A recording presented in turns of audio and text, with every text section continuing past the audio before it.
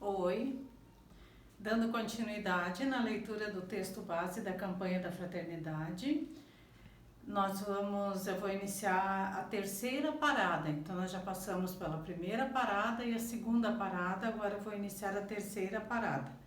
Eu vou ler o subtítulo 1, 2 e 3 e cantar agora a terceira estrofe do hino da campanha da fraternidade. Venham todos vocês, testemunhas, construamos a plena unidade, no diálogo comprometido, com a paz e a fraternidade, no diálogo comprometido, com a paz e a fraternidade.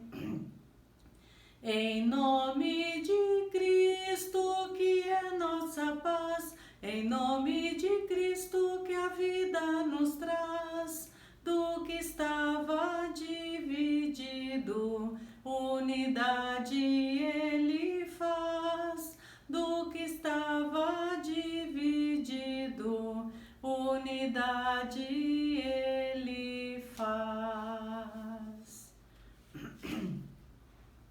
Terceira parada. Cristo é a nossa paz. Do que estava dividido, fez uma unidade. A fé em Jesus Cristo nos compromete a derrubarmos os muros das divisões. O batismo exige que nos esforcemos em favor de comunidades que expressem a unidade na diversidade.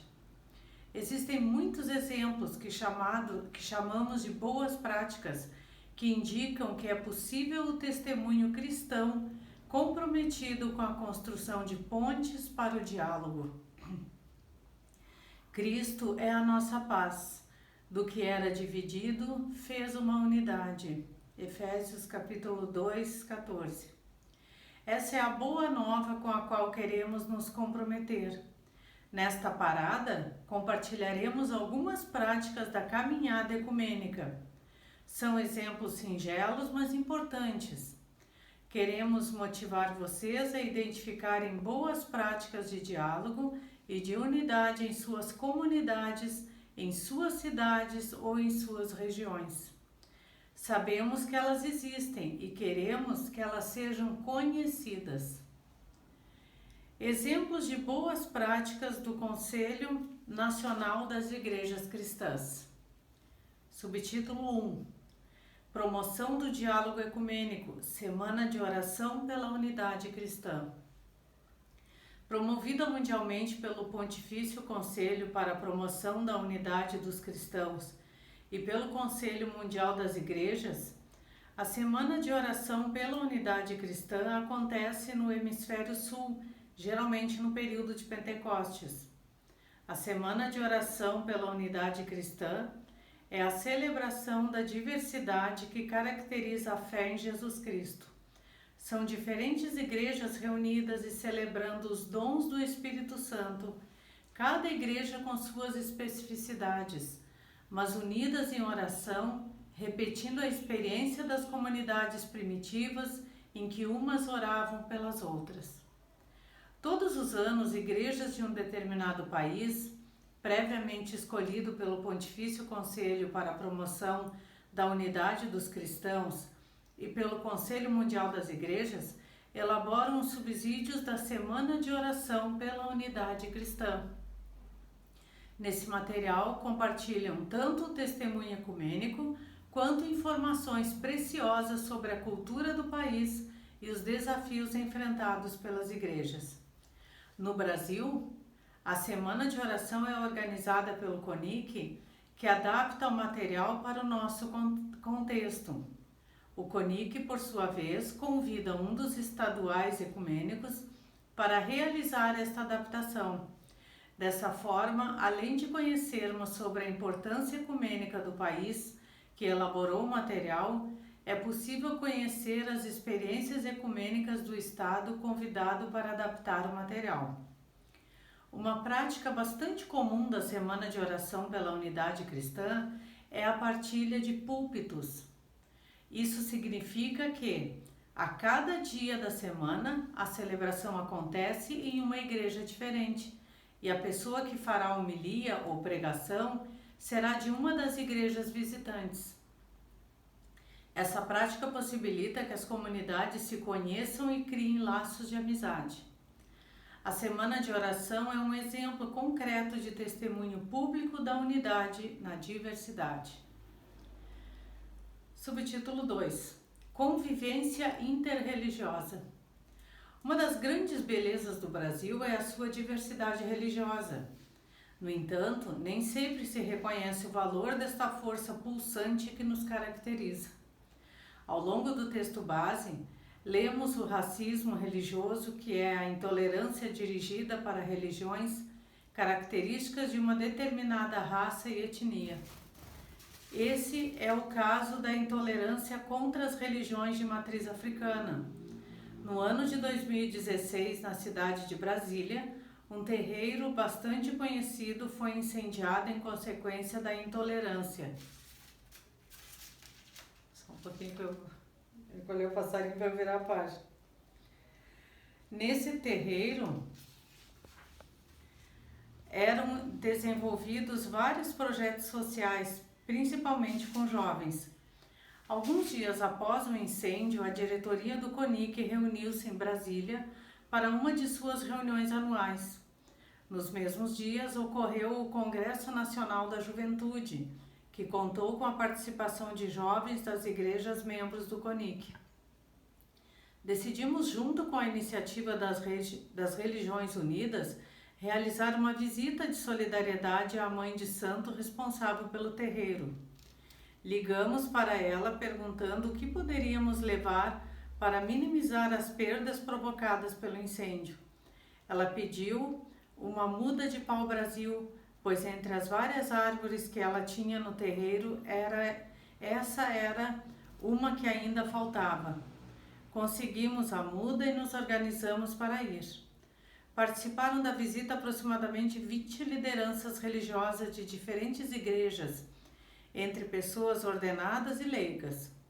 A mãe de santo nos contou a história do terreiro, mostrou a área queimada, falou sobre os projetos que desenvolvia e que precisaram ser interrompidos e do impacto disso na vida dos jovens pobres. Falou da dor que sentia por ver seu espaço sagrado destruído e que se sentia agradecida por ninguém ter sido ferido. No cair da tarde, fomos plantar a árvore que levamos para ela. O local do plantio já estava devidamente preparado. Plantamos a árvore ao pôr do sol, com tambores tocando e celebrando o plantio da árvore, símbolo da amizade e do diálogo. Foi um momento bastante forte e significativo. Depois disso, todos os anos celebramos o aniversário da árvore, que se tornou uma marca do respeito entre as religiões. Subtítulo 3: Superação da violência, realização das missões ecumênicas. A primeira aconteceu no Mato Grosso do Sul, em solidariedade ao povo Guarani Kauaua. Historicamente, a situação vivida pelos povos indígenas no Brasil é marcada pela violência e pelo desrespeito. A vida, a espiritualidade e a forma de viver destes povos é relativizada frente aos interesses de grandes conglomerados ecumênicos, em especial daqueles ligados à mineração e ao agronegócio. Esse é o caso dos povos Guarani Kaiowá do Mato Grosso do Sul. Há décadas eles são expostos às mais variadas formas de agressão, que englobam o envenenamento da água potável, assassinatos, destruição das casas de reza, ameaça permanente de perda de seus territórios. Como consequência dessas agressões, muitas pessoas da etnia Guarani Kaiowá passam por profunda depressão e desenvolvem um alcoolismo. A perda de sua cosmovisão faz com que percam o sentido da vida. Por isso, o índice de suicídio neste povo é bastante elevado. Em 2015 e 2016, Em função das ameaças e ataques permanentes sofridos pelos Guarani Kaiowá, o Fórum Ecumênico ACT Brasil, coordenado pelo CONIC, pelo SESI, pela FLD e Cononia, organizou em parceria com o Centro de Estudos Bíblicos e o CIMI do Mato Grosso do Sul a Missão Ecumênica de Solidariedade aos Guarani Kaiowá. Desculpa que é um nome, né, um pouco difícil de pronunciar. Essas experiências provocaram reflexões. Uma delas foi sobre a compreensão da missão. Geralmente esse termo está associado à imposição de uma determinada crença para um grupo de pessoas com o objetivo de expansão de uma religião específica. Essa é a missão com fins proselitistas. Na experiência com os Guarani Kaiowás, a compreensão de missão esteve profundamente associada à defesa da vida deste povo indígena e de sua espiritualidade e território. Muitos momentos foram marcantes, mas talvez os que mais se destacam foram as escutas realizadas com crianças, jovens, mulheres, homens que nos falaram sobre seus medos e esperança. Em cada tecoa, em cada comunidade que chegávamos, éramos recebidos com momentos de profunda espiritualidade, caracterizados por cantos e rezas. Também partilhamos o alimento, sentados em círculos e conversando. As missões contribuíram para o fortalecimento da visibilidade das reivindicações legítimas destes povos continuarem existindo, apoio para a reconstrução das casas de reza que foram destruídas e uma amizade que permanece.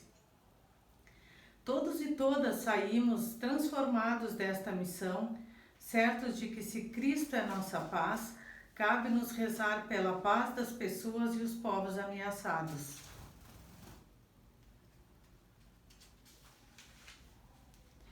Depois dessa experiência, foram realizadas outras missões ecumênicas em territórios em conflito.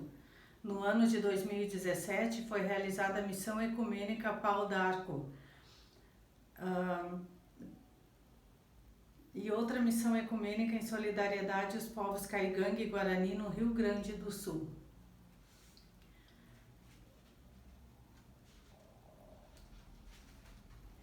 Oração da campanha da fraternidade.